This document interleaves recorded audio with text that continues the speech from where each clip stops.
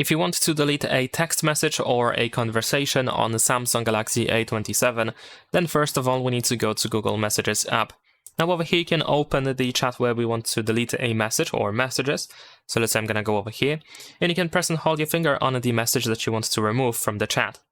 After selecting the message, here at the top we have this trash icon, which of course we can use to immediately delete the message.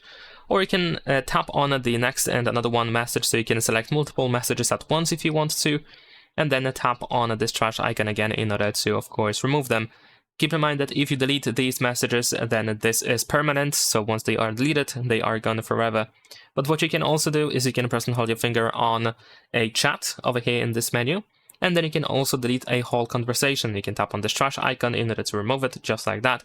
And in this case, the conversation is actually moved to trash or bin instead of permanently removing it. So that's pretty much it. Leave a like and subscribe.